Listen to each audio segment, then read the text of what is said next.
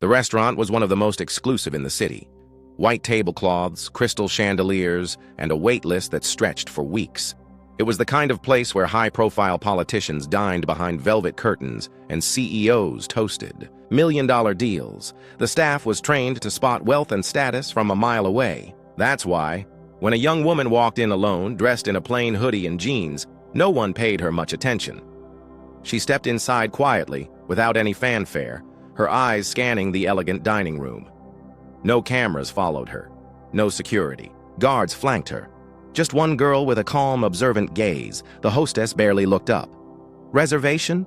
she asked flatly, as if already expecting the answer to be no. "Yes," the girl replied politely. "Under Pacquiao." The hostess paused but didn't make the connection. She glanced at her tablet, brows furrowed, then motioned for the girl to wait. A few minutes passed. Other well-dressed guests were led in ahead of her. Some of them even stared at her curiously. She looked out of place, quiet, modest, unbothered.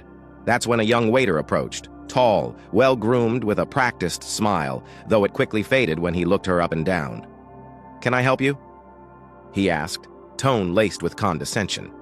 The girl nodded. "I have a reservation, just waiting to be seated." He gave a short, dismissive laugh. "Miss, are you sure you're at the right place? We have a dress code here and, well," he stopped short of saying it. But the message was clear. She just smiled slightly. "Yes, I'm in the right place." The waiter turned away, muttering under his breath. Another staff member whispered, "Probably someone trying to sneak a selfie. In here." A couple dining nearby chuckled quietly. Still, the girl waited, gracefully, patiently. She didn't argue, didn't lash out. But she noticed everything. The waiter passed by again and added with a smirk, "Look, the bistro down the street serves decent food too. Might be more your style." She looked him straight in the eye for the first time, not with anger but with a quiet confidence that made him blink. "I'll wait," she said. The hostess finally returned, flustered now.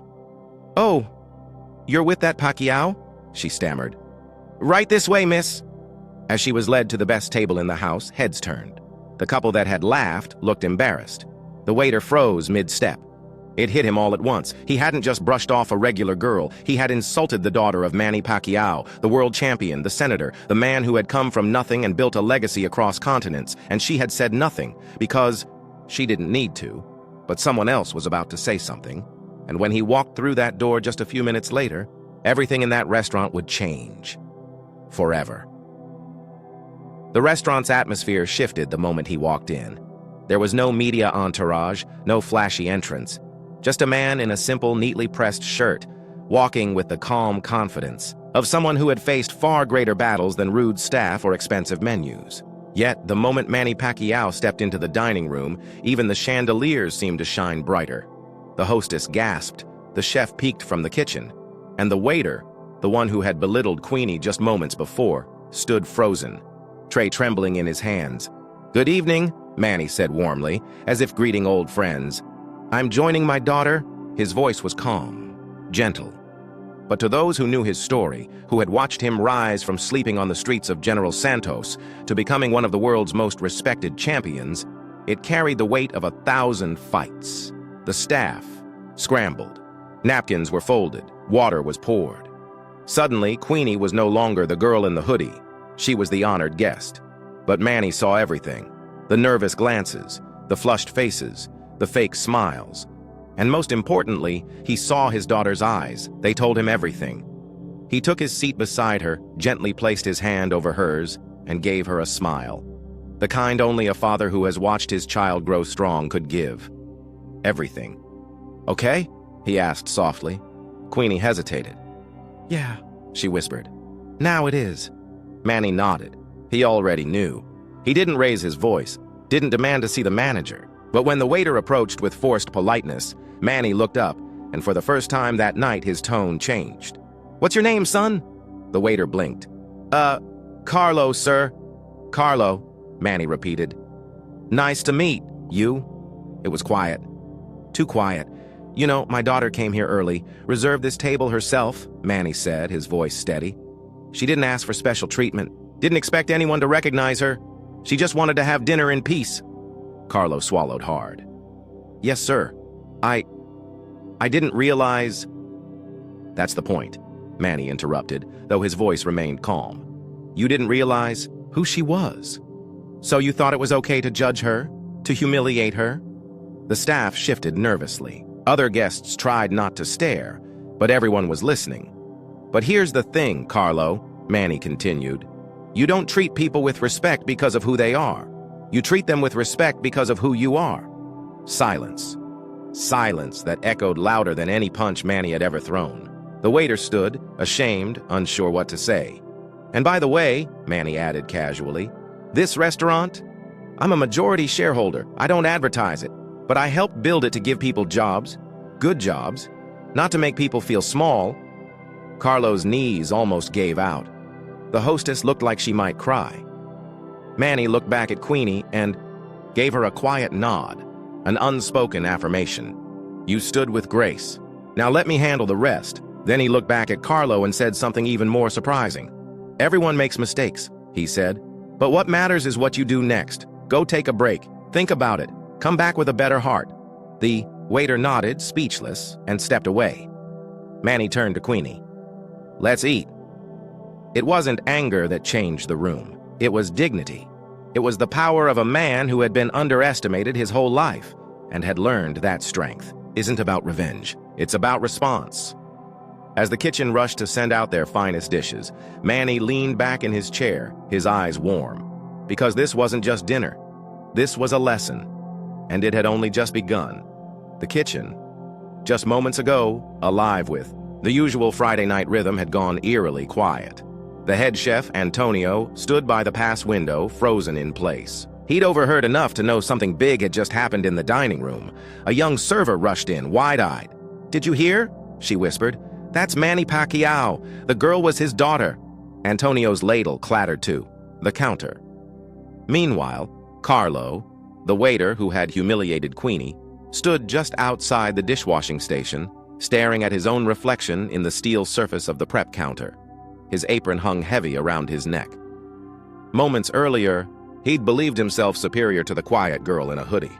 Now he realized he'd looked down on a daughter of one of the world's most beloved figures, and more importantly, a father who had responded not with rage, but with grace. He could have fired me on the spot, Carlo mumbled. Yeah, muttered another server, and no one would have blamed him. In the dining room, the mood had shifted. The staff moved with sharper focus, no longer just trying to serve food, but to redeem themselves. Dishes arrived quickly, plates were arranged perfectly, water glasses never ran dry, but Manny didn't seem interested in any of it. His eyes were on Queenie. She still hadn't said much. Her usual fire was dimmed, but it hadn't gone out. Manny saw it in the way she sat tall, the way her hands remained folded in her lap. Calm, composed. You didn't deserve what happened, he said gently, cutting into his steak. But I'm proud of how you handled it. Queenie looked up, tears threatening. I almost said something. I wanted to scream, but I thought, what would you do? Manny chuckled. I've yelled at people before, trust me. But sometimes silence is stronger. You gave them nothing to use against you. A soft smile returned to her lips. For the first time that evening, she began to feel like herself again. But deep in the kitchen, the guilt was boiling over. Chef Antonio slammed down his knife. I need to talk to him. You? The sous chef asked. I've cooked for mayors, diplomats, never said a word, but this... He paused. He didn't just humble the staff. He taught us something. Outside, Carlo had returned, nervously, holding a note, trembling hands betraying the emotions roiling inside. I wrote something, he stammered, approaching Manny's table cautiously. I know it won't fix what I did, but Manny looked at him kindly, setting down his fork. Carlo handed the note to Queenie. She opened it. It wasn't fancy. Just a few words scribbled on an order pad. I judged you without knowing you. I'm deeply sorry. Thank you for showing more grace than I deserved. Carlo, for a moment, Queenie said nothing. Then she folded the note and slid it into her purse. Thank you, she said quietly. That means something. Carlo looked relieved, but before he could leave, Manny spoke again. Carlo. Yes, sir? This restaurant, how long have you worked here? Almost 3 years. You like it? I did. I mean, I do. I've just made some mistakes. Manny nodded. Mistakes don't define us. What we learn from them does. Take tonight seriously. Grow from it. Then he smiled gently. You've got a second chance. Use it. Carlo nodded slowly. I will. Just then, Chef Antonio stepped forward, wiping his hands on his apron. Mr. Pacquiao, he said respectfully, would you join me in the kitchen for a moment? I want to show you something. Manny raised an eyebrow, curious. Sure.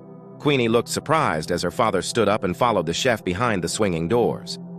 Inside the kitchen, the staff had lined up, not with fear, but with silent admiration. Manny, Antonio, began. We heard how you handled everything. You didn't just defend your daughter. You reminded us all who we're supposed to be, and we want to apologize, not just to Queenie, but to you. The cooks nodded. Dishwashers, servers, line cooks, even the busboys, all looked remorseful but sincere. You didn't have to come back here, Manny said, touched. But you did. That means something. Antonio stepped aside to reveal a small cake someone had quickly put together from available ingredients. Piped in icing were the words, to Queenie, you deserve respect. It wasn't elegant, but it was real. Back at the table, Queenie wiped her eyes as the staff wheeled it out to her. Everyone in the restaurant began clapping, not because of her last name, but because of her strength. The next morning, the restaurant's social media page, usually quiet, except for lunch specials and weekend brunch announcements, lit up like wildfire. A single post had gone viral. Last night, boxing legend Manny Pacquiao visited our restaurant with his daughter. A waiter insulted her, unaware of who she was. Manny didn't raise his voice. He didn't demand anything. He treated the staff with dignity and left us with a lesson we'll never forget. We are deeply sorry and profoundly grateful for the way he handled it. The post included a photo, Queenie sitting calmly at the table, a small cake in front of her, with frosting that read, to Queenie, you deserve respect. Within hours, it was shared thousands of times. Major news outlets picked it up by afternoon. Manny Pacquiao teaches a lesson in grace after daughter is disrespected. The power of a quiet response, how one father changed a restaurant culture. But the headlines weren't sensational. There were no clickbait scandals, no lawsuits, no anger. Just a powerful, quiet story about dignity and a father's love. Meanwhile, at the Pacquiao household, Queenie sat at the kitchen table scrolling through comments on her phone. Some brought tears to her eyes. My daughter went through the same thing. Thank you for showing that our kids matter. Respect isn't about fame. It's about how we treat each other. Queenie, you're amazing! Manny Pacquiao just redefined what real power looks like. She looked up at her father, who was sipping coffee and scanning a newspaper with little interest in the online buzz. Dad. It's everywhere, she whispered. People are really listening. He nodded with a soft smile. That's good, but don't let it distract you. Let it remind you. Remind me of what? That how we respond to pain defines our strength. Anyone can throw a punch. Not everyone can lead with peace. At the restaurant, changes were already underway. The manager gathered the entire staff that evening for a team meeting, not to scold, but to reflect. We failed a customer, she admitted. But more importantly, we failed ourselves. Not because we didn't know who she was, but because we didn't care who she could have been.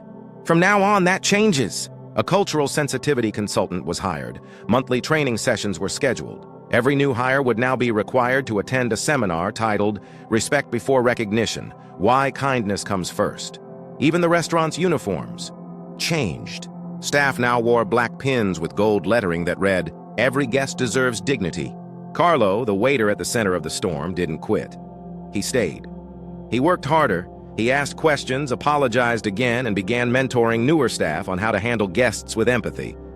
I messed up, he told one trainee.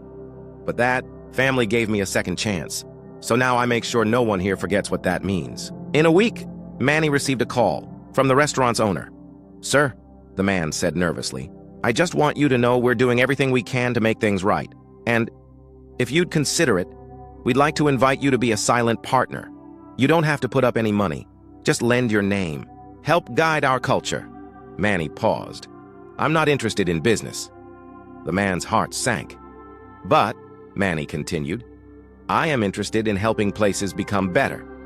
And with that, he agreed. Not for profit, but for principle.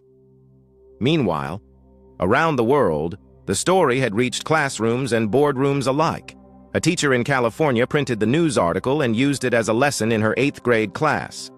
"What does leadership look like?" she wrote on the board. In Dubai, a corporate trainer opened a diversity seminar with a slideshow featuring Queenie's story saying, "Respect isn't earned after fame. It should be given from the beginning." A father in the Philippines told his son over breakfast, "You see, that's a real champion. He protected his daughter with calm, not chaos."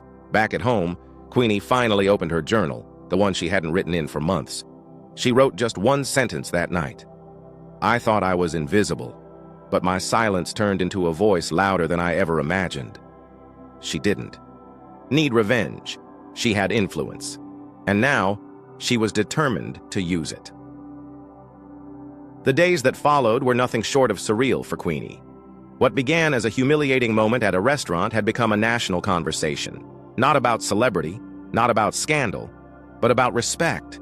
Something so basic, yet so often missing. At first, Queenie wasn't sure how to respond. She had always preferred staying out of the spotlight, even though she was born into it. But now, messages were pouring in. Students, teachers, activists, even celebrities were sharing her story and tagging her name. She opened one message from a girl in Cebu. "I'm not rich or famous, but I've been treated like I'm less than others because of how I look. Your story gave me courage." Another came from a waiter in Canada.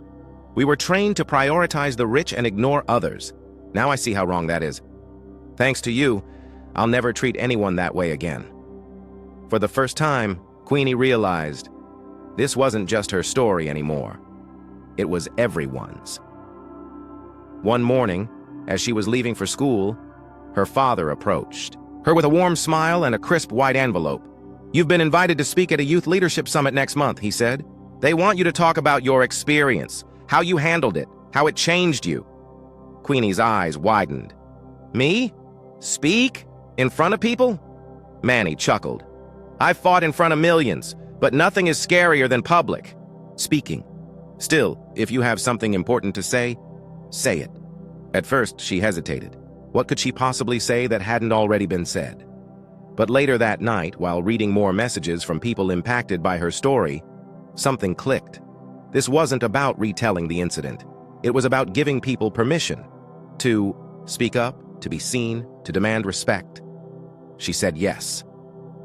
At the summit, Queenie stood behind the podium, visibly nervous. Her palms were sweaty, her voice uncertain at first. But then she looked out into the audience and saw them. Students her age, some younger, some older. All listening, all waiting, all hoping. She took a deep breath. "I didn't ask to become a symbol. I just wanted to be treated like I mattered. But I've learned something important. When we speak with kindness, when we act with dignity, our voice echoes far beyond the moment." The crowd leaned in. "What happened to me happens every day to people without cameras watching, without anyone famous beside them. So if you've ever felt invisible, ignored, disrespected, I see you. You matter." When she finished, the applause was thunderous. People weren't clapping for a celebrity's daughter. They were clapping for themselves, for every time they stayed silent, for every time they wished someone like Queenie had spoken up before. After her speech, something unexpected happened. The summit organizers created a new initiative inspired by her words. It was called Stand Seen, Voices of Respect, a youth-led campaign promoting dignity, empathy, and inclusion in schools, workplaces, and public spaces. Queenie was named the honorary ambassador. Soon, schools across the Philippines and Southeast Asia began holding Respect Days. Restaurants put up signs pledging to treat all guests equally. Influencers joined the cause, sharing their own stories of being dismissed or stereotyped, all because one girl stood her ground, with grace. But not everyone was happy. Some critics accused the campaign of being overhyped. Others said Queenie was only getting attention because of who her father was. She heard the whispers. She read the comments, but instead of responding with anger, she doubled down on the message. "This was never about me," she said in an interview. "It's about what we all deserve, basic human respect. If my story helps someone else feel heard, then I'll keep telling it." It wasn't about going viral anymore. It was about building something that lasted. Back at home, Manny watched from the sidelines, not as a boxer or a public figure, but as a father. He had trained his body for decades. He had stood in front of roaring crowds. But watching his daughter quietly lead a movement, this was the proudest moment of his life. "She's doing what I could never do with my fists," he said during an interview. "She's changing minds." Just when the dust seemed to settle, a new video shook the internet. A woman, elderly and plain clothes, was refused service at an upscale restaurant in Makati. She had walked in politely, asked for a table, and was turned away. "We're fully booked," the host had said. But moments later, a well-dressed couple was seated without a reservation. What made the video go viral wasn't just the blatant discrimination. It was the quiet, heart-wrenching line the woman spoke as she turned to leave. "I thought maybe today I'd be treated like anyone else." The internet exploded. News outlets picked it up, influencers reposted it, and hashtags like "Dignity for All" and "Harsh Respect Has No Price Tag" began trending, and people looked to Queenie. Her story had become a symbol. Now they wanted her voice, again. At first, she hesitated. She wasn't a politician. She wasn't a social justice expert. She was just a girl who'd had a painful experience and decided to speak up. But Queenie knew this wasn't the time to shrink back. She posted a simple, powerful message on her social media. "Respect is not earned by how you dress, what you drive, or who you know. It is a right every person carries with them, always." The post went viral in hours, but more than likes or shares, it sparked action. Restaurants across the city began reevaluating their training. Several hospitality companies announced new inclusion policies. The organization behind Stand Seen began working on a training program specifically for service industry workers, backed by Queenie and supported by her father's foundation. Manny watched quietly, then stepped forward to offer support. "It's not about fixing one place," he said during a press conference. "It's about changing how we see people, not as customers or celebrities, but as human beings." As Queenie stood next to her father, she realized something. The world didn't need her to be perfect. It just needed her to care and to act. This wasn't just a movement anymore. It was a mission. 6 months had passed since that uncomfortable afternoon at the restaurant. What began as a moment of pain had transformed into a wave of change, and at the center of it stood Manny Pacquiao. Now she stood backstage at the National Summit for Inclusive Leadership, where she had been invited as the keynote speaker. Around her were CEOs, educators, lawmakers, and young students, people from all walks of life, gathered not just to listen, but to learn. As she adjusted the mic pinned to her collar, Queenie took a deep breath. Her hands were calm, her heart steady. She wasn't here as a victim anymore. She was here as a voice. When her name was called, the applause was warm but respectful. She stepped forward, not with bravado, but with quiet conviction. "I never expected to be here," she began, scanning the room. "But maybe that's the point. None of us plan to be the one who speaks up. It just happens, when silence becomes too heavy." She told the story, not just of the waiter, the humiliation and the fallout, but of what happened afterward. The hundreds of letters she'd received from young people who said they'd face the same. The restaurant workers who said they'd been pressured to treat guests based on image, not kindness. The school children who now had better support. Systems thanks to the national rollout of the Pacquiao Respect Program.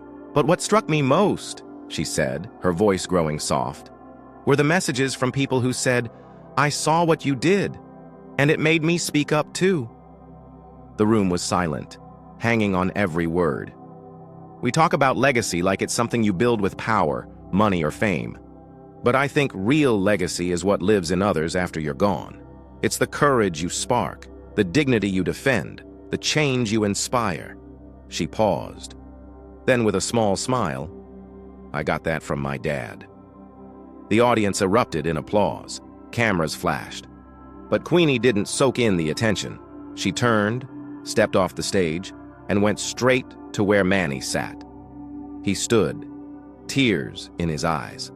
Not because his daughter had become famous, but because she had become exactly the kind of woman he hoped she'd be, strong, kind, and grounded. "You made your voice count," he whispered as he hugged her. She smiled, whispering back, "Because you taught me what it meant to use mine." In the months that followed, Queenie's work expanded. She launched a foundation supporting underprivileged youth with leadership training. Her school mentoring program was adopted in over 50 schools nationwide. She spoke at forums, not just about discrimination, but about empathy, compassion, and the responsibility that comes with having a platform. But she always said the same thing. When people called her brave, "I'm not brave because I spoke. I'm brave because I didn't let one moment define me." And in doing so, she helped countless others rewrite their own moments too.